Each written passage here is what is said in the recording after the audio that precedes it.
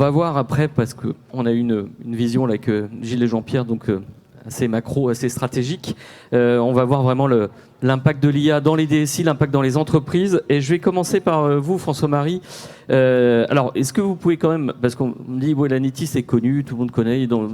Alors, moi, je suis parisien, je ne connaissais pas l'Anity. Est-ce que vous pouvez vous présenter là, en quelques mots? Oui, bonjour, merci. Effectivement, j'ai entendu il y a 2 jours, on a beaucoup parlé d'intelligence artificielle, mais en fait, on a peu mentionné notre IA cluster. On espère que on a remis la proposition aujourd'hui pour la phase 2, donc on espère évidemment être retenu. Donc il faut voir ça comme étant le village en fait IA sur l'ensemble de la région et de Toulouse notamment, c'est-à-dire un fédérateur de forces vives sur la recherche, la formation et l'innovation. L'innovation, c'est ce qui vous intéressera comme produit final, on va dire directement, puisqu'il s'agit de récupérer les résultats de la production scientifique dans vos entreprises directement. Alors, le thème qui est choisi, c'est celui de l'IA de confiance. C'est quoi l'IA de confiance? Je pense que vous savez tous, quand vous utilisez un ChatGPT ou que vous faites un algorithme de machine learning, en fait, c'est des stats, vous n'êtes pas véritablement sûr du résultat. Donc, comment faire en sorte qu'on puisse améliorer cette garantie de résultat pour que vous puissiez l'utiliser et vos utilisateurs en pleine confiance? C'est ça qu'on cherche à traiter. Alors, ça va être de la robustesse, de l'explicabilité, de la gestion des biais, des garanties, la transparence. En fait, tout ce qui nous permet aussi de se préparer à l'AI Act qui va arriver là pour chacun d'entre nous d'ici quelques années. C'était une initiative lancée par Cédric Villani à l'origine. Exactement. Donc le rapport Cédric Villani 2018 à la demande du gouvernement pour qu'on soit, allez, on va dire comme ça, pas trop tard par rapport aux Américains et aux Chinois. Et donc la constitution de 4 instituts interdisciplinaires d'intelligence artificielle, dont Toulouse, et on passe d'une notion d'institut qui produit de la science à une notion de cluster qui produit, diffuse, forme, avec les forces vives en fait du territoire. Donc je vous invite absolument à être aussi connectés pour que vous puissiez, dans vos institutions, dans vos entreprises, bénéficier de ces résultats. Alors ça fait plusieurs dizaines d'années que vous travaillez sur le sujet de l'IA. Déjà, est-ce que vous pouvez nous dire de quoi on parle exactement? Parce qu'on entend beaucoup de choses. On a parlé de LLM, on entend le machine learning, le deep learning, l'IA. Est-ce que vous pouvez nous dire précisément de quoi parle-t-on? Donc ça, c'est la question piège. Donc déjà, je vais vous rassurer. Vous avez 2 minutes. Je ne pourrai pas vous donner une réponse précise, parce que d'abord, il n'y en a pas. C'est pas Jean-Pierre qui me dira le contraire. Donc, juste l'origine. L'intelligence artificielle, c'est une discipline qui visait quelque part à comprendre comment marche le cerveau. Donc en fait, vous rassemblez autour de ça différentes disciplines scientifiques, la linguistique, la biologie, les neurosciences, la philosophie, etc. Et vous mettez aussi avec ça un ingrédient qui est les systèmes d'information. En fait, on a créé l'informatique pour faire de l'intelligence artificielle. Donc nous, après, dans le côté opérationnel, on peut bénéficier de ces résultats avec les techniques d'intelligence artificielle produites sur le plan du software qui visent à faire quoi en fait? D'une certaine façon, à simuler ce qu'on comprend des fonctionnements de notre cerveau. Donc, une définition qui peut être prise, et je me permettrai de prendre celle de Malik Galab, qui est le président du comité de pilotage d'Anity et qui était patron du LAS, ça sert à automatiser les tâches. À automatiser les tâches, non pas physiques, ça on l'a fait dans la révolution industrielle précédente, mais les tâches mentales, cognitives. Ça fait des dizaines d'années que vous travaillez sur le sujet. Là, il y a eu un avant et un après de ChatGPT. Là, vous dites aujourd'hui, je suis un peu bluffé quand même de ce qui se passe. Oui, c'est vrai. Oui. Dans notre préparation, c'est ce que j'ai dit. Jusqu'à présent, bon, j'étais pas trop estomaqué, même s'il y a eu des progrès. Mais là, j'ai eu le sentiment véritablement d'un changement. Le terme que j'emploie, que j'aime pas du tout, mais celui-là, je pense que je vais le prendre, c'est que c'est disruptif. En fait, il y a un avant et un après. Il y a des choses qu'on sait faire qu'on ne savait pas faire avant. Je citais Malik Galab là, récemment qui nous disait là, la technique, elle est en avance sur la science. C'est-à-dire qu'on arrive à faire des choses, mais on ne les comprend pas. Jean-Christophe Morisseau, bonjour. Juste, vous êtes depuis quelques semaines à la tête de Lenovo en France. Peut-être avant de passer au sujet de l'IA, quelques mots. Alors, vous êtes sur la division, vous, serveur, stockage. Voilà, la division infrastructure. Infrastructure. Et Quelques mots sur Lenovo peut-être en France, ce que ça représente et la division que vous gérez. Alors, Lenovo en France, c'est environ 500 personnes, c'est un peu plus d'1 milliard d'euros de chiffre d'affaires. Lenovo est bien connu sur la partie poste client. On est numéro 1 mondial, numéro 1 en France. Avec des enjeux autour de l'IA aussi. Alors, avec des enjeux, et sur la partie infrastructure, donc ça c'est la division que je dirige, on est là pour proposer des solutions data center, donc de serveurs, de stockage, de edge, je pense qu'on y reviendra, avec l'intelligence artificielle. Et c'est quelque chose qui accélère très très fort, notamment dans les cas d'usage sur le edge. Alors, quels sont justement les enjeux que vous voyez dans votre domaine, côté infrastructure, autour de l'IA ? Alors, nous, ce qu'on voit, c'est que, et vous le disiez, on est dans une disruption, on est dans une accélération, une révolution industrielle. Ce qui est, pour moi, vraiment marquant, c'est qu'en fait, on est dans une massification. On passe à une échelle, je dirais, gigantesque en termes de volume de données traitées, de cas d'usage qui sont quasiment infinis. On peut tout inventer avec cette intelligence artificielle. Et du côté d'un constructeur, du côté d'une société qui fait de l'infrastructure, ça pose beaucoup de questions sur la capacité à proposer des systèmes qui permettent aux algorithmes de tourner, qui permettent aux algorithmes de fournir ces résultats. Il faut de la puissance, il faut du réseau, il faut du stockage, il faut mettre ces données quelque part, il faut les traiter. Et ça, c'est des gros enjeux industriels sur lesquels on est engagé. Défis structurants donc pour la DSI, on y reviendra tout Absolument. à l'heure, Jean-Christophe. Véronique Bardet, donc, et vous êtes aussi actif, vous dites la FAMED numérique aussi. Alors moi, je suis également administrateur chez Numéum, Oui. donc j'interviendrai demain à ce titre. Je suis vice-président de la commission Femmes du numérique et je suis engagé dans toutes les questions de féminisation des métiers du numérique. Très bien, parce que sur la table ronde est quand même assez masculine. Absolument. Et donc, il y a des gros enjeux sur l'IA, excusez-moi, sur ce sujet précis, dans la question, je dirais, des genres au niveau des algorithmes. Il y a des choses qui se font et aujourd'hui, on reste encore sur des algorithmes qui sont essentiellement développés par des hommes, qui ont des biais, je dirais, énormes. Et voilà, il y a un gros travail à faire sur ces sujets-là. Très bien, c'était l'occasion quand vous passez la parole d'appuyer sur ce point, Véronique. Bonjour Véronique. Merci Olivier. Voilà, vous êtes donc CISO, RSSI chez Pierre Fabre. Alors, bien connu aussi dans la région, mais peut-être tout le monde n'a peut-être pas la conscience de ce que représente le groupe en termes de taille et de marque. Oui, alors on va resituer. Donc, CISO, c'est responsable de la cybersécurité et ça a tout son sens dans l'intelligence artificielle. Alors, les laboratoires Pierre Fabre, 3 activités, la recherche scientifique et tout ce qui est médicaments en oncologie, tout ce qui est chimiothérapie orale et beaucoup de recherches sur les cancers du mélanome, sur les cancers du côlon. Donc, beaucoup de travaux là-dessus et beaucoup de médicaments en vente sur le sujet. Et c'est aussi toute la partie dermocosmétique. Et dermocosmétique, c'est une véritable idée qu'avait eu le fondateur, donc Pierre Fabre, d'allier finalement l'accompagnement du patient avec la cosmétique. C'est comme ça qu'il a créé Aven, Ducré, Aderma, Chlorane, tout un tas de marques qui permettent aujourd'hui d'être dans le même secteur et l'accompagnement du patient. En quelques chiffres, c'est plus de 10 000 personnes, 10 000 collaborateurs, répartis sur 35 filiales dans le monde et à peu près 120 pays dans lesquels on distribue.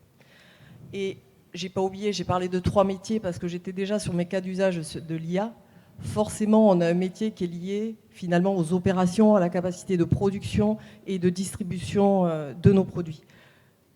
Juste avant de parler du coup de ces cas d'usage par rapport à l'IA, il y a un point important, c'est finalement cette idée de relier par exemple de la dermo avec un soin qui va être du médicament, presque, comme les crèmes Aven et comme le fondateur avait eu l'idée.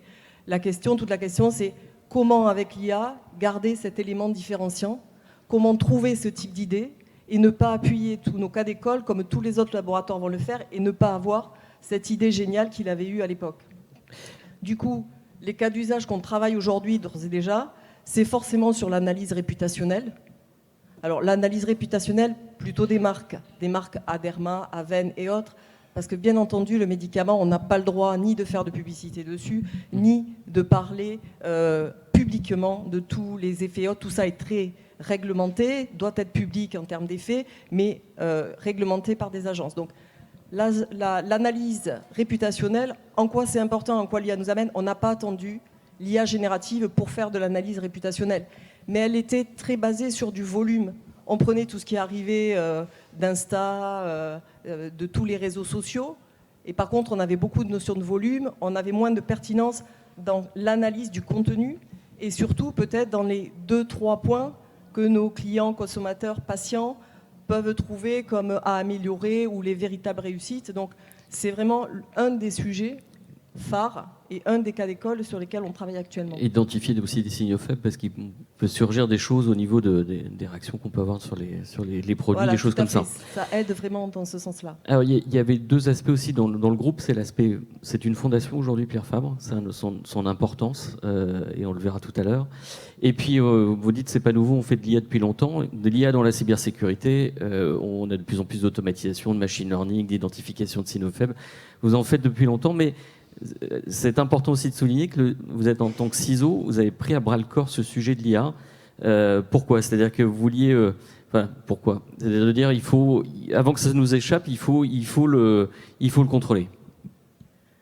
Alors, il y a 2 points. Effectivement, une fondation, ça a tout son sens, puisqu'en fait, on n'a pas d'actionnaire et on garde vraiment une régulation par une fondation, par essence, humaniste. Donc, même si l'innovation est un moteur, les finalités sont humanistes. Donc ça nous amène à effectivement réfléchir dès le départ à l'utilisation des cas d'usage qui peuvent être faites, par exemple de l'IA générative. Donc de ce fait, on a voulu de suite accompagner la démarche. Donc il y a des acteurs qui s'occupent du Data Office aujourd'hui dans l'Assemblée et qui ont pris à nos côtés cette démarche et on a mis en place un playground dédié, finalement une instance ChatGPT uniquement pour les laboratoires, pour permettre d'avoir ces cas d'usage, d'avancer, mais sans rendre public toute la donnée qu'on essayait de travailler et petit à petit identifier les cas d'usage et les encadrer pour permettre d'en tirer la valeur et finalement aussi s'autoriser tous les tests possibles et inimaginables. Vous mettez le point sur pas de d'IA sans stratégie data. Complètement. Un prérequis. Olivier Huffart, donc vous êtes... chez Demax, directeur système information. Demax n'est peut-être pas forcément connu du grand public, mais très connu du monde des professionnels. Quelques mots sur le groupe. Oui, merci Olivier. Donc nous sommes un groupe de transfert d'entreprises essentiellement et de déménagement. Ça veut beaucoup dire de choses et en fait on est très peu connu parce que c'est vraiment lié au monde de l'entreprise. Pour juste nous situer, imaginez que cette salle-là, nous voulons la transférer dans un autre bâtiment. Donc nous on est capable de vous faire cela. Donc ça veut dire on est capable de bouger des éléments électroniques, des plantes, des éléments chaises, tables, ainsi de suite. Et bien entendu, il faut que ce soit bien fait en termes de coordination, mais de qualité. Mais ce n'est pas que, parce que pour faire ça, peut-être que les travaux du site d'arrivée ne sont pas prêts. Donc qu'est-ce qu'on va faire ? On va faire un stockage intermédiaire, donc on gère des entrepôts. Puisqu'il faut bouger d'un lieu A à un lieu B, il faut qu'on ait du transport, donc avec toute la législation, la réglementation et le travail associé. Et puisque vous voyez des bancs, non, je pense que cela ne se démonte pas. Mais on peut imaginer aussi qu'on vous fassiez livrer des meubles et autres. Nous, on est capable de les monter, y compris avec ce qu'on appelle le flex office. C'est vraiment très à la mode dans les groupes aujourd'hui pour réduire, suite à l'impact surtout du Covid. On a de moins en moins de bureaux dédiés. Et on a des open space avec du flex. Et nous, on peut monter, démonter, tout ça. Donc voilà, c'est ça Demax à l'échelle de la France. Donc nous sommes 600 personnes aujourd'hui pour un chiffre d'affaires de 45 millions d'euros en gros. Mon DAF m'excusera si c'est faux. Une grosse ETI, mais qui grossit parce que vous êtes en pleine croissance externe. Voilà, notre ADN aujourd'hui, c'est la croissance externe forte à notre dimension, bien entendu. Et associé à ça, l'IA qui fait partie de notre approche d'innovation, parce que dans notre ADN, on doit innover. Alors c'est vraiment une approche stratégique parce que vous êtes sur ce sujet de l'IA main dans la main avec votre DG, c'est-à-dire que votre DG votre PDG a pris conscience déjà avant de prendre confiance sur du sujet très tôt. Alors oui, c'est on va dire, Jérôme, excuse-moi, mais c'est un geek très averti et très très à cheval là-dessus, et surtout l'innovation, c'est vraiment le cœur de notre progrès, de notre progression. Et là-dessus, on se rend compte qu'en fait, nous, l'approche que nous aurons, c'est une approche, excusez-moi, moins projective à 5 ans, à 10 ans et autres, comme j'ai pu l'entendre. Je suis désolé, nous, on est vraiment terre à terre. Je serais quelqu'un de pragmatique. Pratique. C'est dans les 3 ans, dans l'année, j'ai des projets qui doivent aboutir. Ou au contraire, que je sois capable de dire non, ce n'est pas prêt. Et on en parlera probablement tous autour de la table.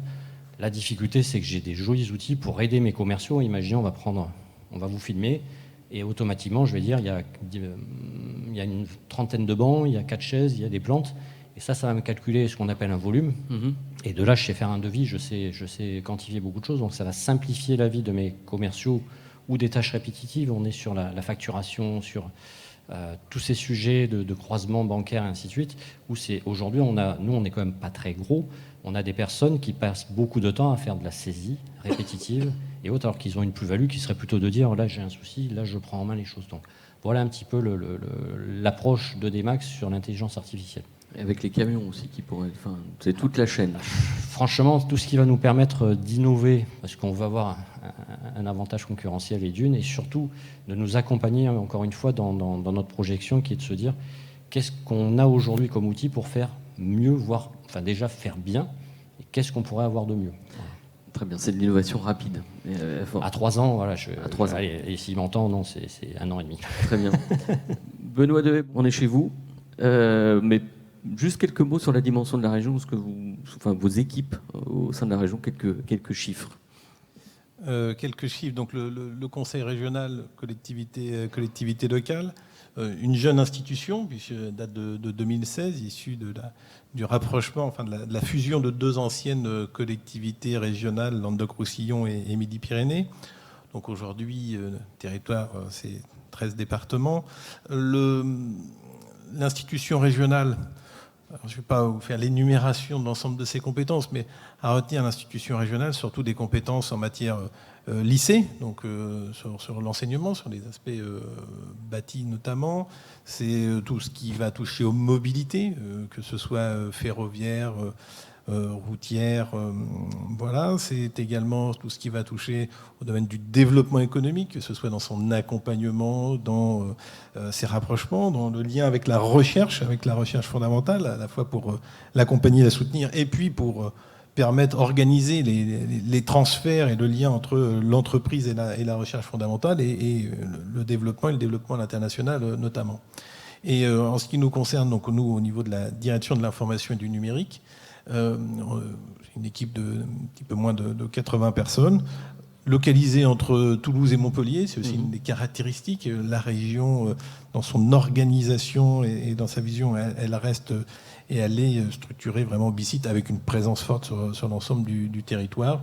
Sinon, les effectifs de la région, c'est à peu près 8000 agents, dont la très très grande majorité, plus de 5000 collègues, qui sont des collègues dans les lycées et qui permettent le fonctionnement au quotidien des plus de 200 lycées régionaux. Très bien, vous pourrez faire intervenir Jean-Pierre Cornu sur les aspects mobilité, avec liberté, égalité, mobilité. Juste, vous étiez intervenu, je crois que c'était l'année dernière, sur les sujets de stratégie data, d'open data et de share data.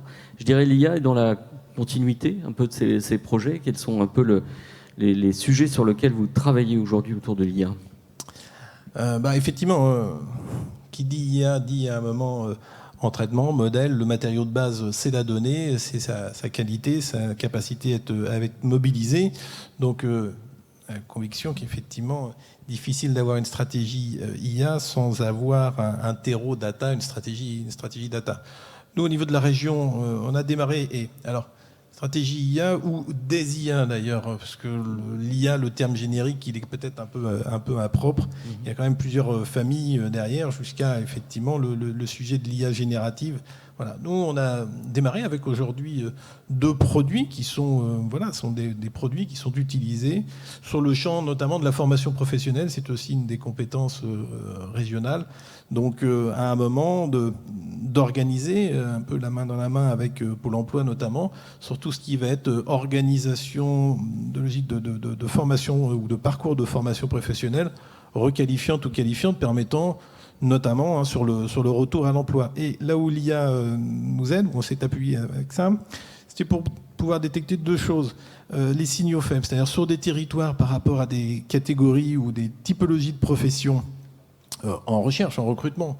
Essayer de voir quelles étaient les compétences, les soft skills qui commençaient à apparaître dans les demandes des employeurs, et pour s'assurer que, notamment dans les parcours de formation qui sont proposés, qu'on allait bien y trouver réponse, et donc permettre effectivement aux personnes qui étaient aiguillées sur ces parcours qu'elles aient bien non seulement les compétences fondamentales, mais aussi ces compétences nouvelles qui étaient nécessaires ou qui allaient leur permettre un retour à l'emploi plus facile et une réponse auprès de l'employeur plus importante. Premier sujet. Deuxième sujet, permettre aussi, pour le coup, territoire par territoire, parce qu'on va avoir maillé par zone ou par bassin d'emploi, une meilleure connaissance et donc un meilleur dialogue de gestion, notamment avec ces organismes de formation professionnelle qui sont retenus et qui accompagnent. Premier grand champ applicatif. Et qu'est-ce qui marche aujourd'hui Là, on est vraiment sur des utilisations de l'IA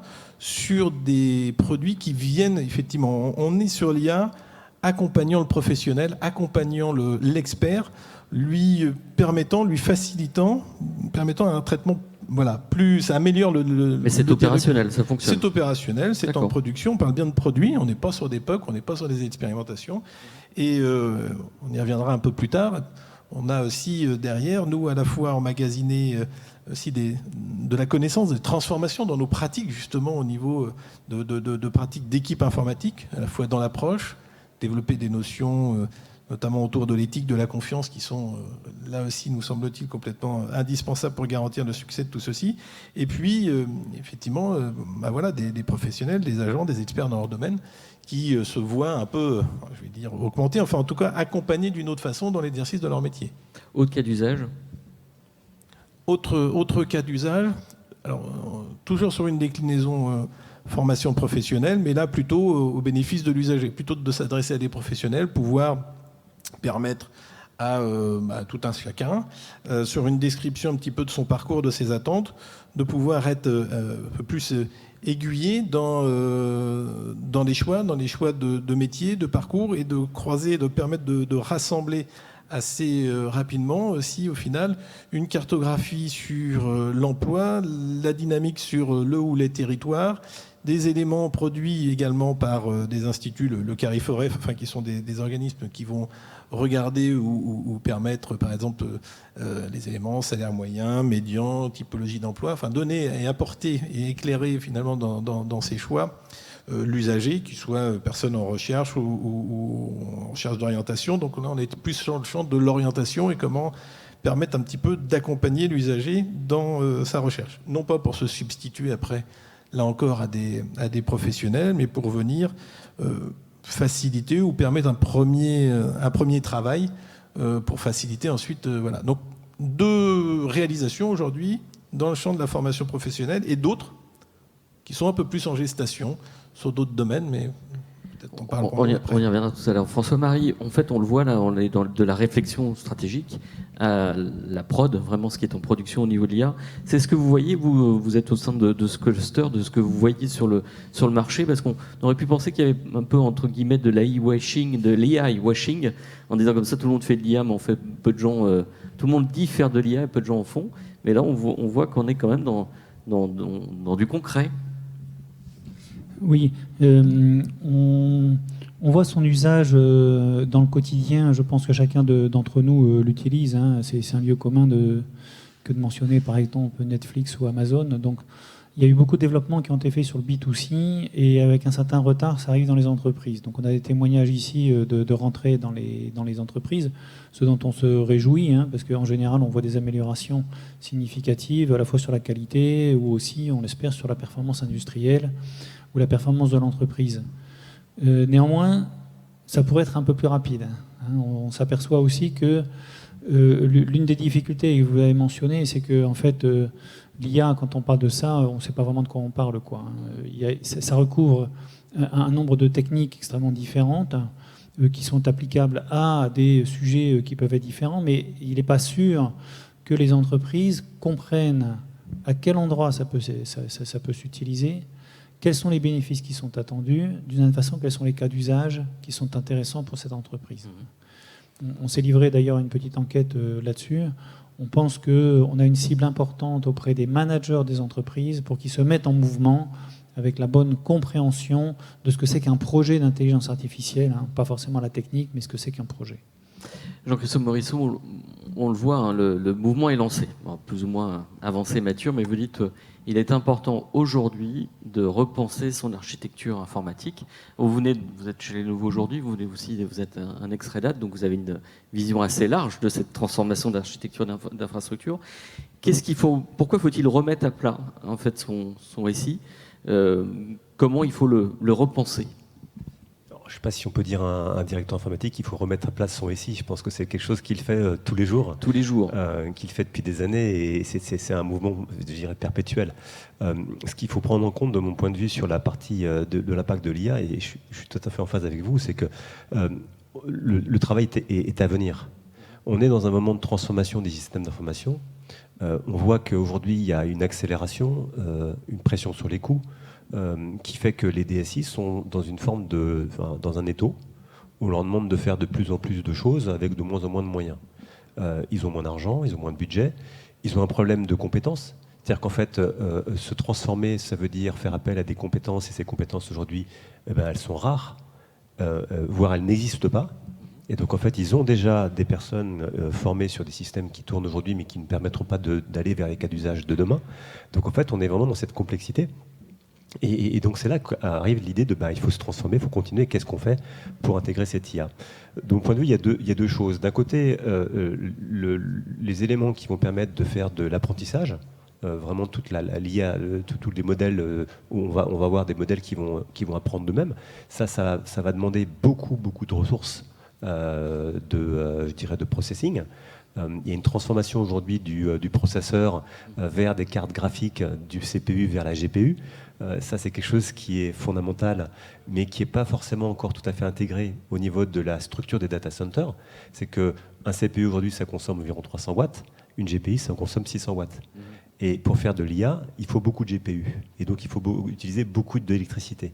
L'électricité, ça explose en termes de coûts. Ça commence à coûter cher. Ça génère de la chaleur. Quand on consomme plus, on est beaucoup plus chaud. Et donc, en fait, on a un vrai sujet assez global d'arriver à comprendre comment on peut maîtriser ce que je dirais, l'IA peut nous apporter sur la partie apprentissage. Et puis tout au bout de côté... Pardon, juste, oui. Il y a aussi de l'IA frugale et parcimonieuse. Il y a des algorithmes qui permettent d'apprendre aussi bien avec des CPU qu'avec des GPU. Mais je suis tout à fait d'accord. Mais est-ce qu'aujourd'hui, on a le niveau de compétence et le niveau de compréhension au niveau des directions informatiques qui permettent justement d'aller vers cette frugalité? Moi, je disais, j'ai passé du temps chez Red Hat, effectivement.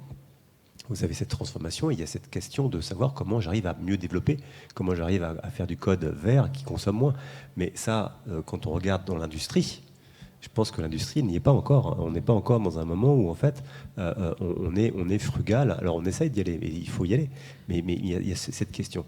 La deuxième question sur la partie IA, c'est l'inférence. C'est tout ce qui se passe au niveau, je dirais, de la mise en œuvre de systèmes d'IA, notamment dans les environnements industriels. Et là, il y a encore beaucoup de travail à faire, où en fait, il y a beaucoup de travail à faire pour comprendre comment on peut mettre en œuvre cette IA. Et là aussi, il y a des enjeux de compréhension, de mise en œuvre, non pas d'une IA qui va permettre de développer des modèles, mais de savoir comment je vais pouvoir l'utiliser de façon extrêmement concrète. Alors, vous parliez tout à l'heure de choses avec Pôle emploi, c'est super, mais il y a tellement de domaines aujourd'hui qui sont envisageables, et on voit assez peu de cas d'usage quand on regarde, et quand on regarde dans l'industrie, ça reste assez limité. Et là encore, il y a beaucoup d'enjeux. Notamment dans la mise en œuvre de ces cas d'usage à l'edge. C'est-à-dire que si je suis un industriel, si je gère une flotte de camions, je gère, je dirais, des magasins partout dans le monde, à un moment donné, il y a un effet d'échelle on va avoir besoin de prendre en compte pour industrialiser la gestion de ces environnements, je dirais, déportés. Alors, oui, juste pour réagir, la transformation infra peut aller de pair aussi avec le développement applicatif qui conçu pour, quoi, en fait. Je vous voyais vouloir réagir, là, Benoît, donc, sur le sujet. J'avais une question, mais vous pouvez réagir au propos de M. Morisseau. Oui, enfin, en complément, et par rapport, puisque c'est le thème de la table ronde, effectivement, je suis tout à fait en phase avec ce qui est indiqué. Et effectivement, en tout cas, dans la transformation des directions ou des équipes informatiques, concilier ce qui était indiqué avec mes collègues sur des objectifs de rentabilité, de mise en œuvre, etc. Mais ces éléments et ces réflexions, c'est-à-dire qu'il nous faut également intégrer, outre des façons de faire différentes pour amener ces typologies de projets, parce que transforme effectivement, on est vraiment quand même sur des éléments de rupture notamment dans nos organisations. Enfin, en tout cas, je parlais plutôt du domaine du tertiaire que je connais un petit peu mieux, moins celui de l'industrie. Mais là, effectivement, on est sur la transformation des modes de gestion et d'organisation du savoir, donc on est effectivement sur une transformation majeure. Et au-delà de ça, donc, en tout cas, il y a différentes formes d'IA. Elles ne sont pas toutes, n'ont pas toutes les mêmes caractéristiques de performance et de soutenabilité. Sujet de soutenabilité, effectivement, aujourd'hui, on n'est plus dans un monde sans fin. Il y a des fins. Et effectivement, la dimension écologique, éco-responsable, tous les modèles ne travaillent pas et n'ont pas la même performance. Les éléments de souveraineté également. Là, on s'apprête à ouvrir des informations qui sont encore dans le monde de nos entreprises plus ou moins gardées. Il faut effectivement les ouvrir, mais de grâce, ne le faisons pas n'importe comment. Pas parce qu'il y a des très belles offres commerciales de quelques grandes entreprises ou enseignes anglo-américaines, et moins soumis aux Chinois, mais ce serait la même chose sur une autre partie du monde, qu'il faut s'y ruer. Enfin, voilà, la responsabilité sociale, sociétale sur ces transformations et sur ces éléments de mise en œuvre, c'est absolument capital. Et des compétences, pour le coup, nouvelles, alors à développer, à agréger, à encourager, bien sûr, hein, tout n'a pas à être, et loin s'en faut dans les DSI, mais soutenabilité, souveraineté, éthique sont au moins aussi performantes que la qualité des modèles mathématiques qu'il y a derrière. On reviendra sur ces sujets, parce qu'en effet, ce sont des sujets majeurs. Juste un mot, peut-être, Benoît, sur votre stratégie en termes de dev et de prod. En fait, vos choix. On parlait de l'évolution du legacy tout à l'heure en intro. Quels ont été vos choix pour porter votre stratégie data et IA maintenant ? Sur des choix d'infra, déjà. Sur des choix d'infra, on a enfin des grands principes qui étaient, présentés.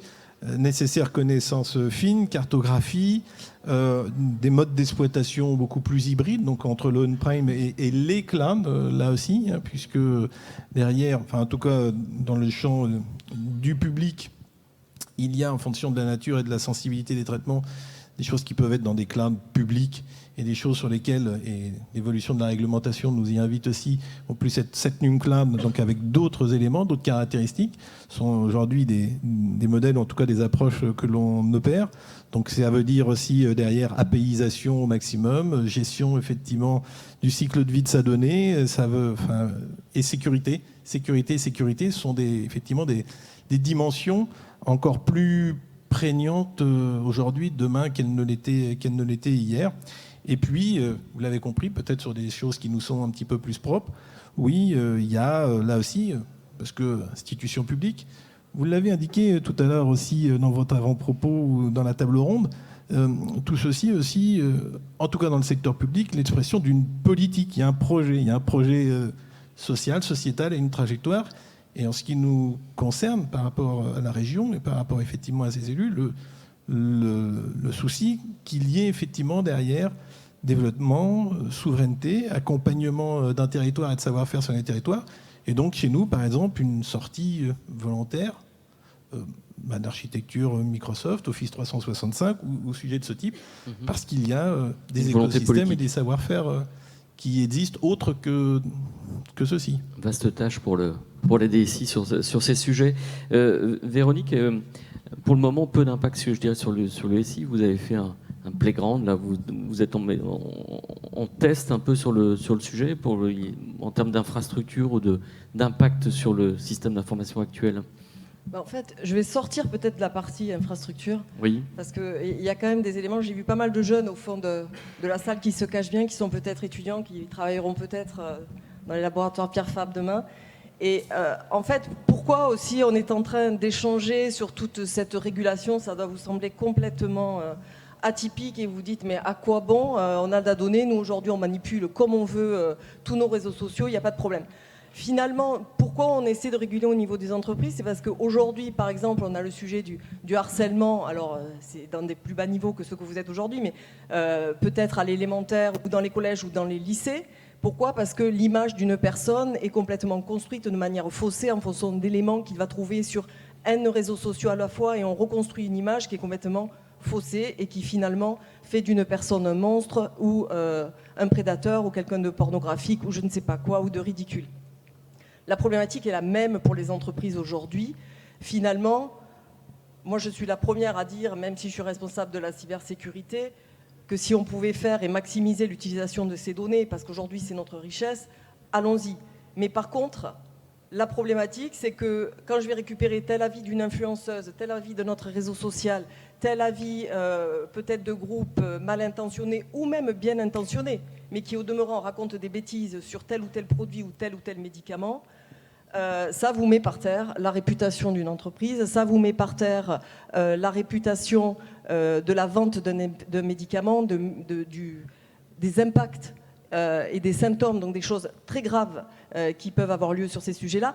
Et c'est en fait vraiment pour ça qu'aujourd'hui, la donnée est notre richesse et qu'on souhaite la réguler. Donc effectivement, dans nos entreprises, et pourquoi on a pris côté sécurité le sujet à bras-le-corps, d'abord parce que c'est une vraie opportunité, parce que l'IA, c'est le moment où finalement les chief data officers qui ont toujours prêché pour dire la data est notre patrimoine ont enfin raison, et tout le monde, tous les métiers, opération qui va fabriquer les produits, le marketeur qui va aller faire la publicité, réalisent que la donnée est leur cœur et leur richesse.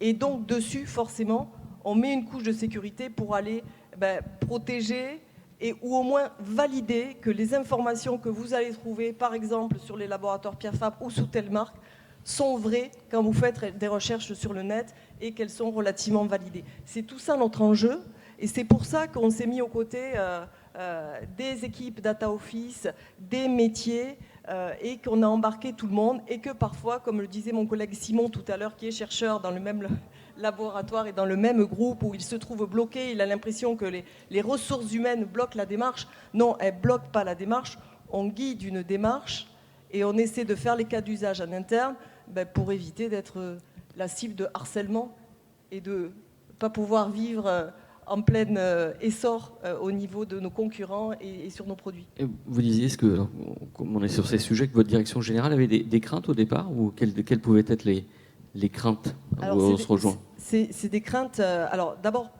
premier élément positif, si la direction générale nous transmet ses craintes, c'est qu'elle s'y est intéressée, et notre directeur général est très appétent aussi à toute cette vision et toute l'image que l'on donne et tout ce qui peut en tirer comme valeur dans la recherche scientifique sur le médicament, aux opérations pour optimiser notre production. C'est des craintes dans le bon sens du terme. C'est se dire, lui, il est convaincu que l'élément différenciant de son entreprise, c'est les humains, c'est nous. Et donc, il nous dit, OK, faites votre cas d'usage sur les comptes rendus. Vous avez raison, parce qu'on passe des heures carrées à faire des comptes rendus ici de notre réunion.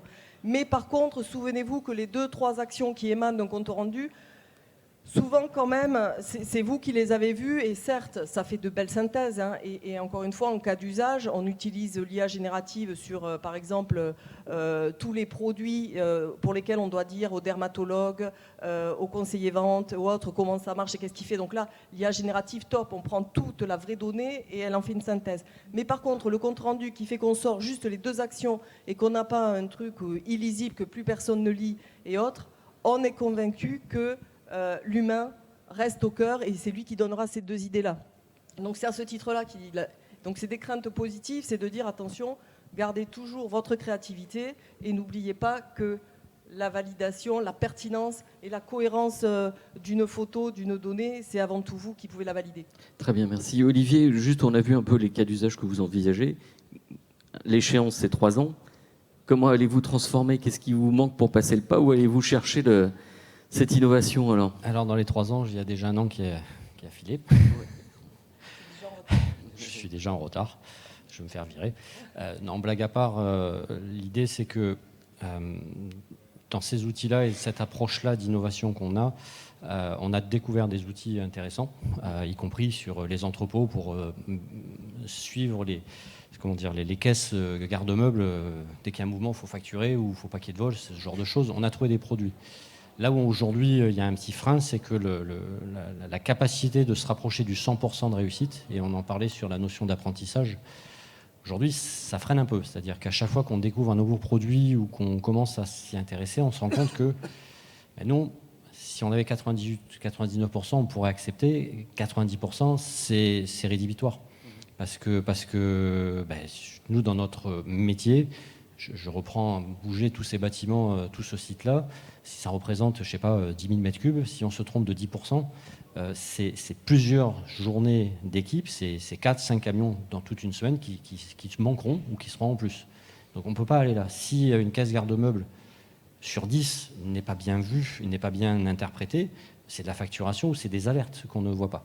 Donc ce sujet-là de se dire il faut qu'on trouve un sujet, on voit bien que c'est pas loin, mais on voit bien que c'est pas encore mature dans ce qu'on a trouvé. Et c'est là aussi où cette notion d'appétence du président, du directeur général, du DSI, enfin de toute personne dans l'entreprise, ça peut être un commercial, moi il y en a un qui me pousse sans arrêt des projets, fait qu'on est en chasse de produits et qu'on espère fini. François-Marie Le Save, je voudrais vous faire réagir parce que tout à l'heure vous avez dit que ça ne va pas assez vite. Et Olivier veut dire je veux bien aller vite, mais c'est pas prêt. Donc j'étais en train de dire, mais si vous veniez regarder les librairies qui sont produites par Anity, non mais voilà. En fait, il y en a quelques-unes, par exemple sur du computer vision, sur lesquelles il y a eu des comparaisons là, avec les standards qui sont faits sur le plan scientifique et qui sont dans le top en fait. Hein.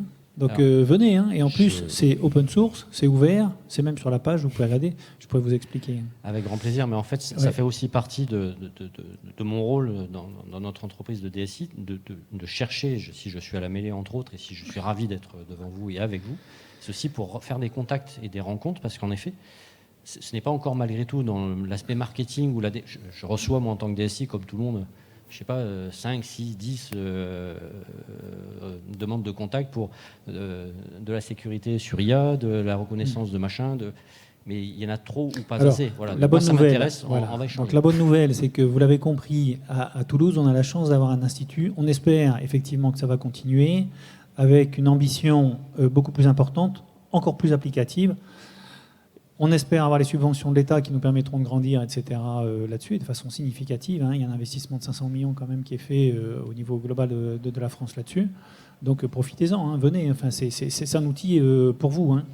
J'en profite beaucoup. Puisque j'ai la parole. Pardon, oui, juste, j'étais aussi sur la question de la frugalité là, et de l'IA parcimonieuse.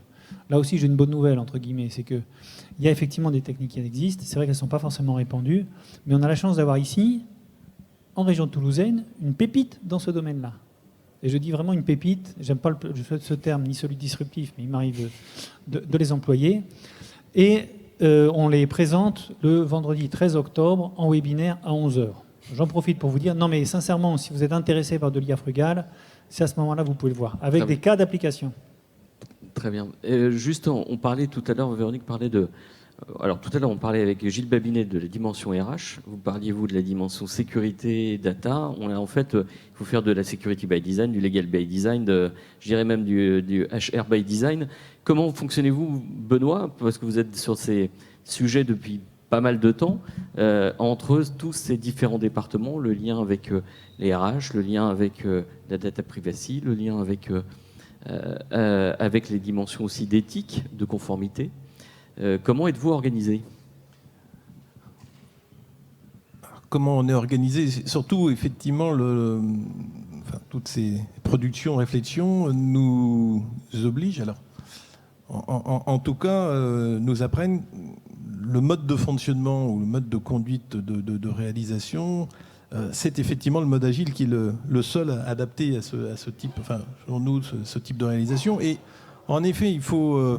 à chaque fois, arriver et mettre autour de la table ces différentes compétences composantes de l'entreprise, de la collectivité, entre vision DPO, le décideur en tant que tel, final, l'autorité, les experts du domaine, effectivement plutôt la vision un peu technique, informatique dessus, et l'utilisateur, l'usager, pour que, en effet, les productions ou les produits soient acceptables, répondent effectivement voilà, aux enjeux. Et cette transformation, donc les aspects RH en tant que tels, puissent être le plus possible anticipés, accompagnés, en tout cas expliqués.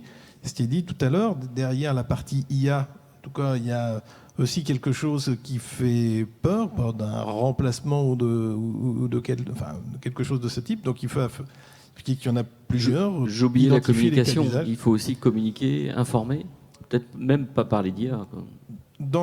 Effectivement, dans la partie, ça fait partie de la dimension de ces différentes facettes.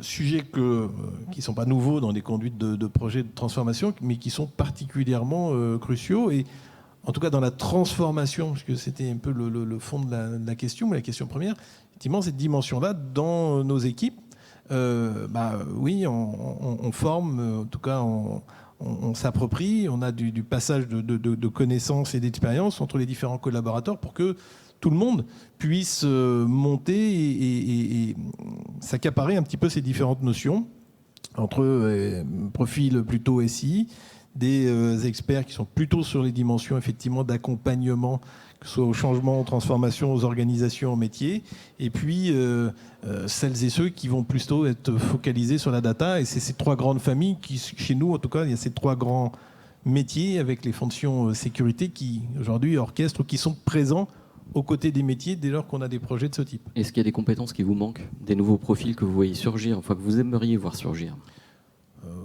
Oui, il en manque effectivement beaucoup. Alors, à la fois dans des compétences plus techniques, plus pointues. On est là sur des... On n'a pas de capacité, on n'est pas sur de la recherche fondamentale. Donc voilà, il faudrait un peu plus de compétences plus techniques, des compétences de design aussi plus renforcées, plus présentes. On s'est renforcé aussi sur des dimensions, vous l'avez compris, autour souveraineté, juridique, éthique, et on s'appuie en fait beaucoup sur du partenariat. On ne va pas agréger toutes ces compétences-là à notre sein, mais la force à un moment, c'est le décloisonnement, c'est le partenariat au sein de la structure et avec tout un tas de partenaires extérieurs. Et puis, c'est vrai, des compétences, quelque part un peu plus sur... Quand on rentre sur l'IA générative, des coachs, enfin des prompt managers ou des acteurs de ce type qui vont être à un moment un peu des profils entre vraiment très gestion de la connaissance et une gestion, une connaissance de l'interface, de la façon effectivement de présenter. Est-ce que tout ceci aura vocation à être au sein d'une direction informatique ou réparti dans les directions métiers? Certainement, ça devra essaimer. En tout cas, ce sont des compétences que l'on recherche aujourd'hui. Très bien. Juste avant de passer, on va passer peut-être aux questions-réponses dans la salle, parce qu'on est pris un peu par le timing. Mais Véronique, qu'est-ce qui vous manque aujourd'hui pour avancer plus vite, plus fort sur ces sujets? Qu'est-ce que on peut se dire aussi? Vous êtes dans la dimension sécurité, donc la dimension sécurité ne peut pas être un frein justement à l'innovation et au développement de ces nouveaux usages. En fait, la bonne nouvelle, c'est qu'il nous manque rien. Il nous manque la transversalité, il nous manque de pouvoir travailler entre une BU opération dans l'industrie qui va s'adosser sur les capacités d'une BU métier et travailler beaucoup plus en transversal, parce que c'est effectivement la notion de plateforme qu'on évoquait tout à l'heure et que Gilles Babinet évoquait tout à l'heure. Pour manipuler la data, il faut la manipuler ensemble et arriver à en sortir la valeur et la vérité qui en émane sur l'entreprise pour la faire grandir. Donc, transversalité, moi je dirais. Transversalité. Jean-Christophe, est-ce que, en synthèse un peu pour avancer sur ces projets, vous êtes côté infra, on manque aussi peut-être d'architectes ou de gens sur ces domaines. Qu'est-ce que vous voyez comme trou dans la raquette? Comme trou dans la raquette du côté infrastructure, je pense que le vrai trou, c'est la compétence. Aujourd'hui, aller chercher des gens qui comprennent le DevOps, le container à l'échelle, c'est juste un casse-tête quotidien, si vous voulez. Oui, allez-y, Olivier. Ah, vous avez donné de la voix. Désolé. Donc les ressources, en effet, à ce niveau de compétences, en effet, DevOps, c'est très difficile à attraper. Avec tous nos collègues, à chaque fois qu'on en discute, on est plutôt en train de se dire comment on les garde. Oui. Alors, il y a plein Allez-y de- les gars, dans 5 ans, je vous recrute. Les gars et les filles. Ah ouais, les ouais. filles, pardon. Non, les gars et les Alors, filles aussi. il faut, Il y a ce sujet-là. Mon épouse est informaticienne aussi, allez-y. Il faut adresser ces sujets dès l'école. Ouais. De dire aussi, puisqu'on parlait de la cybersécurité, mais que ce ne sont pas forcément des sujets uniquement technologiques. Donc c'est aussi l'image souvent hein, de la cybersécurité. On dit oh là, c'est un travail d'ingénieur, c'est pas pour moi. En l'occurrence, il n'y a pas que des métiers technologiques. Donc il faut attirer les jeunes générations et c'est aussi notre rôle à tous. Quoi, en fait. Il y avait un célèbre docteur qui intervenait sur une radio. Tout le monde l'a pas connu, c'était Diffoul. Diffoul, et il disait toujours ce n'est pas sale. Oui. Et ben, en fait, la techno, ce n'est pas sale. Oui. Et la techno, c'est très sympa et il n'y a pas besoin d'être un génie pour faire de la techno. Il y a vraiment des métiers super intéressants et c'est ouvert à tous et à toutes. Très bien. François-Marie Le Saffre, juste le mot de la fin avant les questions à la salle. Transversalité, on peut résumer qu'il faut de la transversalité sur ces sujets et justement de créer avec ce type d'échange, on peut saluer l'initiative du Forum DI. Oui, peut-être pour aller dans le sens et même encore un peu plus loin, la connaissance en fait de la façon dont on peut exploiter les données, c'est la connaissance de la statistique hein, d'une certaine façon. Il faut qu'elle soit répandue dans l'ensemble de la population, à tout niveau, chez les utilisateurs mais aussi chez les développeurs. Un développeur aujourd'hui, il connaît SQL, il faut qu'il connaisse les bases de la statistique, hein, c'est-à-dire en fait du machine learning et autres. Donc ça doit se démocratiser. Très bien. Donc faire des maths. Faire des maths. Oui. On avait plein de sujets hein, sur ce sujet. Il y a les cas d'usage, on aurait pu parler encore plus d'éthique, on aurait pu parler de confiance et de souveraineté. Il y a énormément de sujets autour de l'IA. En tout cas, je vous remercie. Est-ce que vous avez des questions dans la salle? On a 5 minutes pour prendre des questions, des échanges. Allez-y, Julien. Hop, voilà. Merci. Moi, j'avais une question sur la traçabilité, justement, du deep learning, notamment quand on a des réseaux avec des millions de neurones.